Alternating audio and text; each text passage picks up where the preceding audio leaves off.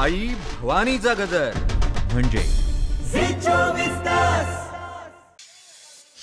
नाम सब जानते हैं। नो आप बोलो। आप डिस्टर्बेंस मत हम दो हमारे दो ये किसकी सरकार है? हम दो हमारे दो की। माननीय सदस्य इधर तो आप आसन को पहले कानून का इंटेंट बताता हूँ। आप आसन को संबोधित करें। पहले कानून का इंटेंट माननीय सदस्य आप आसन कि को हमारे दो मित्रों में से एक जो सबसे बड़ा मित्र है उसको पूरे हिंदुस्तान के अनाज, फल और सब्जी को बेचने का अधिकार। ये है पहले कानून का इंटेंट। नुकसान किसका होगा? नुकसान ठेले वालों का होगा, नुकसान छोटे व्यापारियों का होगा, नुकसान जो लोग मंडी में काम करते हैं लाखों लोग उनका होगा। अब चलिए दूसरे कानून की इंटेंट की बात करते हैं। दूसरा कानून का इंटेंट दूसरे मित्र की मदद करने का है। दूसरे मित्र को पूरे देश में अनाज, फल और सब्जी की मनोबली दी जा रही है। अब आज दूसरा मित्र 40% हिंदुस्तान का अनाज अपने साइलों में रखता है। ये कांग्रेस पार्टी की बैठक नहीं है, ये सदन है। और अगर बजट में साइलों में रखेगा। ये सभा नहीं है। प्रधानमंत्री कहते हैं सर मैं आया हूँ। मैं अध्यक्ष जी आपको कहना चाहता हूँ, आपने बजट के लिए सत्ता के लिए पुकारा। मैं बता रहा हूँ, एक मिनट बैठिए। माननीय सदस्य आज बजट पर चर्चा है, मैं आग्रह करता हूँ। प्रधानमंत्री कहते हैं बजट पर कि मैंने ऑप्शन दिया है। हाँ, आपने ऑप्शन दिया है। 3 ऑप्शन दिए हैं। पहला ऑप्शन भूख, दूसरा ऑप्शन बेरोजगारी, तीसरा ऑप्शन आत्महत्या। ये 3 ऑप्शन आपने दिए हैं। अब देखिए मामला क्या है। मामला ये है कि हिंदुस्तान का सबसे बड़ा बिजनेस, सबसे बड़ा व्यापार एग्रीकल्चर का है। अब बजट 40% आबादी इससे जीती है। 40 लाख करोड़ रुपए का धंधा है। इसमें किसानों को फायदा मिलता है,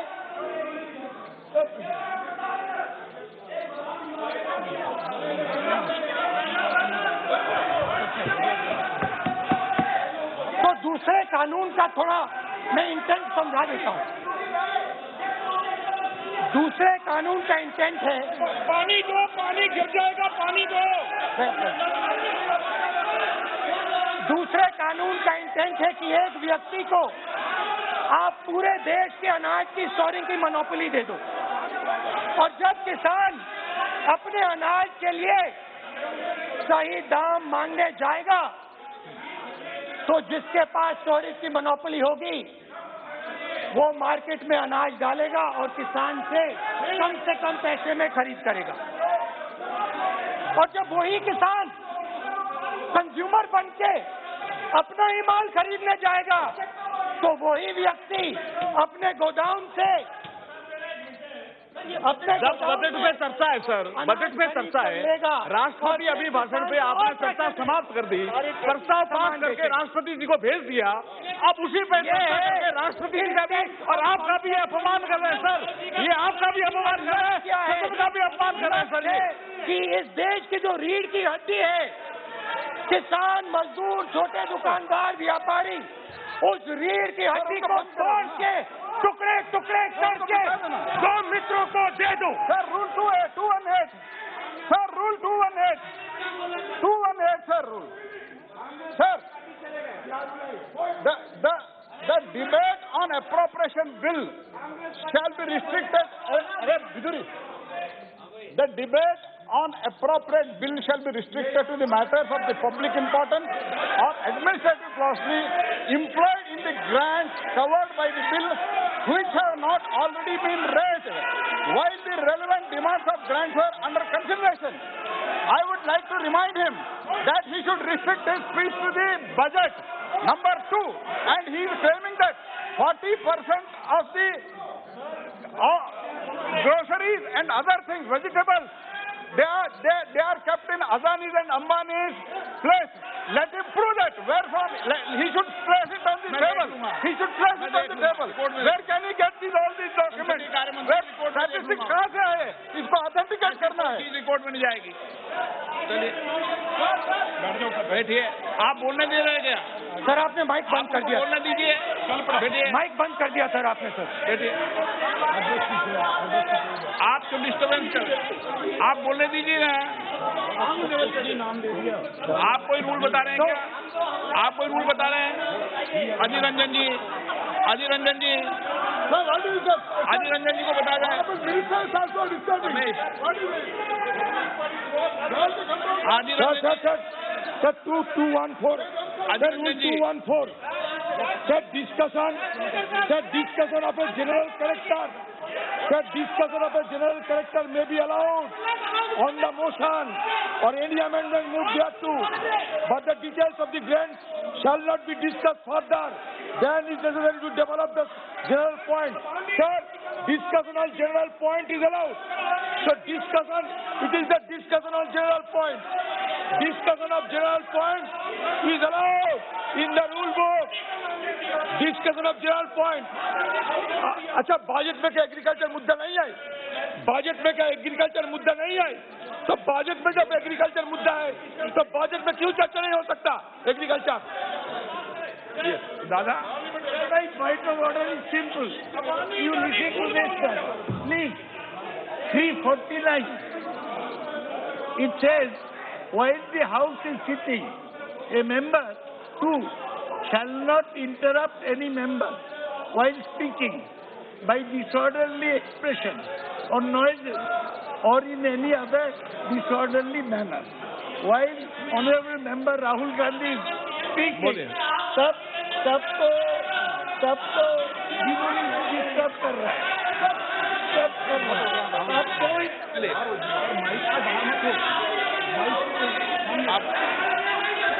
आप ये क्या कर नहीं था क्या? कर नहीं था.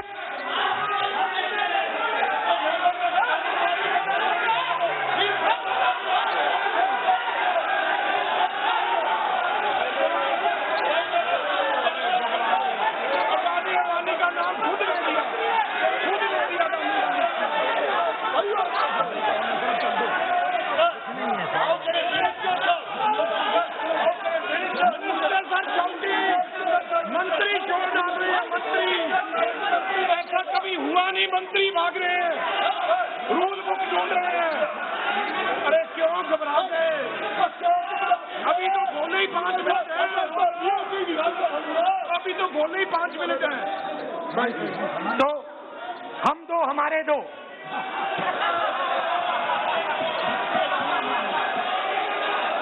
वो आपको याद होगा, वो फोटो होती थी 4, हम दो हमारे दो.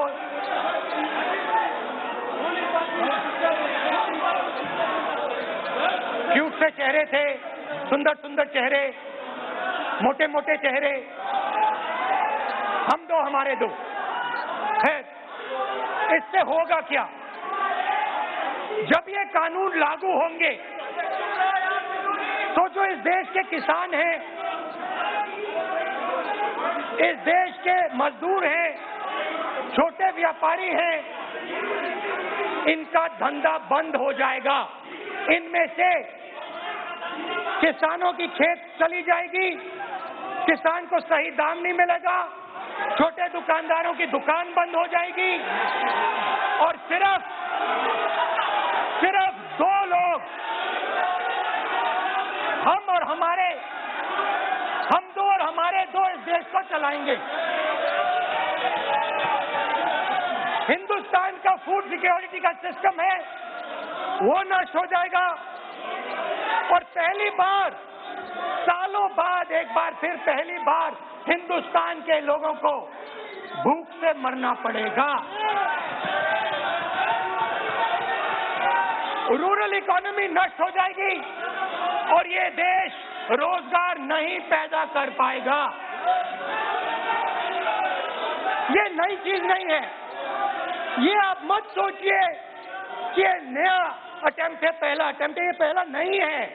ये काम प्रधानमंत्री ने हम दो हमारे दो के लिए पहले नोटबंदी में शुरू किया था। पहली चोट नोटबंदी थी। आइडिया क्या था? गरीबों से, किसानों से, मजदूरों से उनका पैसा लो, बैंक में डालो और हम दो हमारे दो के जेब में डालो। स्मॉल मीडियम सेक्टर को खत्म कर दिया, किसानों को बर्बाद कर दिया। वहां नहीं रुके, फिर गए जीएसटी, गब्बर सिंह टैक्स, 5 अलग अलग टैक्स, और फिर से उन्हीं बेचारों पर आक्रमण, उन्हीं किसानों पर, उन्हीं मजदूरों पर, उन्हीं व्यापारियों पर आक्रमण। फिर कोरोना आता है। कोरोना के समय मजदूर चिल्ला चिल्ला के कहते हैं हमें बस का टिकट दे दीजिए, हमें ट्रेन का टिकट दे दीजिए।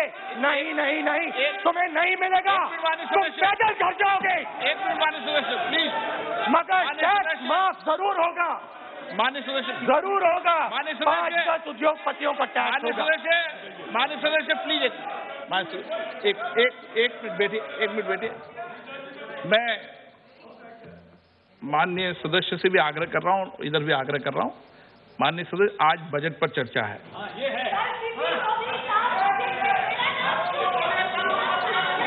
चलो चलाओ सर। मैं आ रहा हूं सर बजट पे। सर मैं आ रहा हूं बजट पे।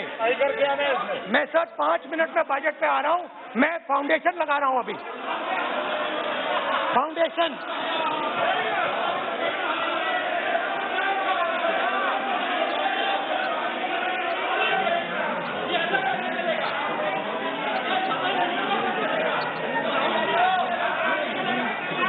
तो पहले नोटबंदी, फिर जीएसटी, फिर कोरोना के समय उन्हीं 4, 5, 10 लोगों को पूरा का पूरा कर्जा माफ, 10 लाख करोड़ रुपए जो भी था कर्जा माफ।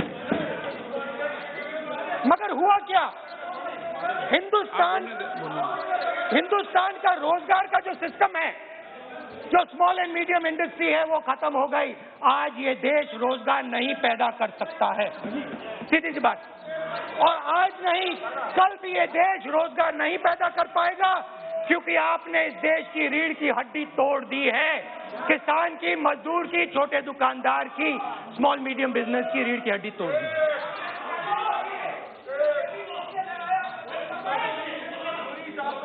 मगर ये मत समझिए कि ये किसानों का आंदोलन है। ये किसानों का आंदोलन नहीं है। आपको बात अभी समझ नहीं आई है।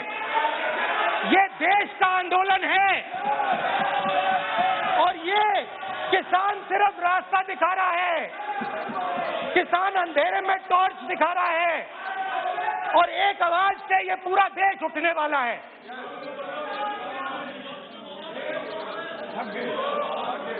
पूरा देश एक आवाज से हम दो हमारे दो के खिलाफ उठने जा रहा है।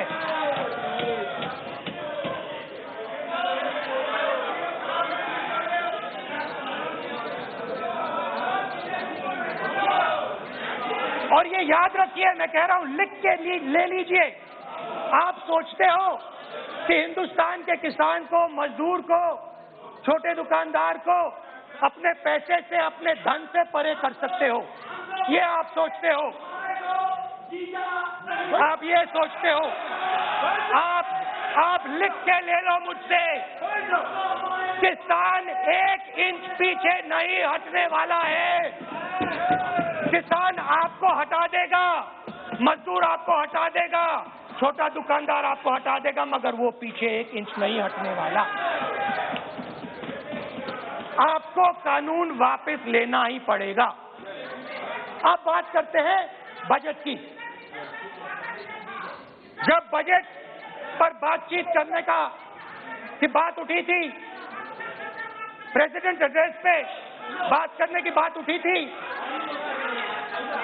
तो हमने कहा था, विपक्ष ने कहा था, हमें किसानों के आदर करने के लिए किसानों के सब्जेक्ट पे अकेला बोलने दीजिए, एक साथ हम सब मिलकर किसानों के मुद्दे पे बोलेंगे।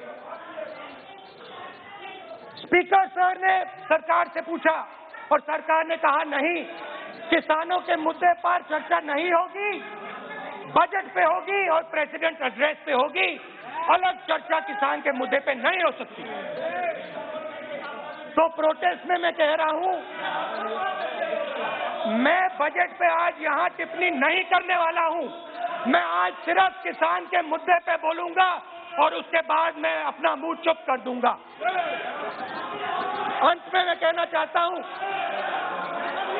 कि जो 200 किसान शहीद हुए, उनको इन लोगों ने श्रद्धांजलि नहीं दी। मैं सब सांसदों से कहना चाहता हूं, मैं अपने भाषण के बाद 2 मिनट शहीदों के लिए मौन रहूंगा। आप मेरे साथ खड़े हो जाइए। धन्यवाद।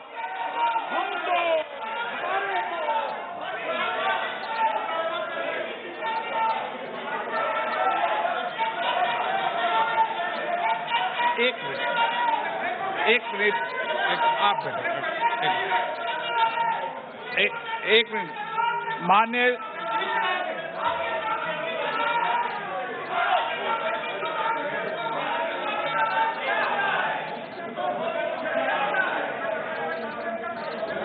माननीय सदस्यगण, प्लीज बैठिए माननीय, प्लीज बैठिए। माननीय सदस्यगण, इस सदन को चलाने की जिम्मेदारी आपने मुझे दी है और कोई भी माननीय सदस्य कहेगा मैं आज उत्तराखंड के मरे लोगों पर श्रद्धांजलि अर्पित करता हूं, कोई कहेगा कि मैं आज बॉर्डर पर मरे श्रद्धांजलि अर्पित करूं, ये जिम्मेदारी आपने मुझे दी है। आप बोल रहे हैं तो नहीं, आप बोलने पहले आप बोल लो, तो बोल रहे तो आप बोलने कहाँ दे रहे। तो मेरा माननीय सदस्य, आप वरिष्ठ सदस्य हैं, आप सबने मुझे इस अध्यक्ष की जिम्मेदारी दी है।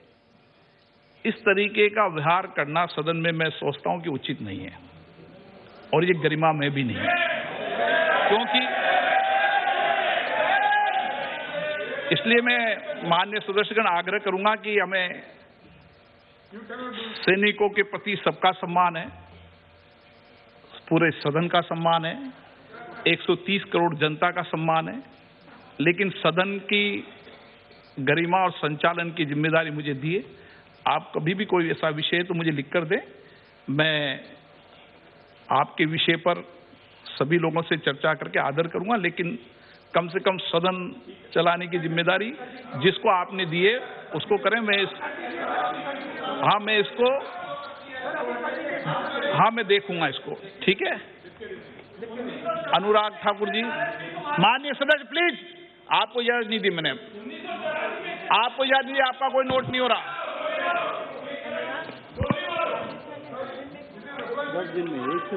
जनता मारती है ना आप लोग। नहीं, बजट खत्म, इंटरवीन कर रहे हैं, इंटरवीन कर सकते हैं मंत्री। वो पेपर लेके बैठा मैं लिखने के लिए, चर्चा के बीच में राज्य मंत्री के रूप में इंटरवीन कर रहे हैं। बजट पर बोलेंगे वे। धन्यवाद अध्यक्ष और मैं मंत्री जी से अपेक्षा करूं बजट पे बोले। धन्यवाद अध्यक्ष जी, आपने मुझे बजट पर इंटरवीन करने का अवसर दिया। मुझे तो लगा था कोई वरिष्ठ सदस्य मुझसे पहले बोल रहे हैं, उसको इस सदन की रूल्स की जानकारी भी होगी। मराठ्यांची तळपती तलवार म्हणजे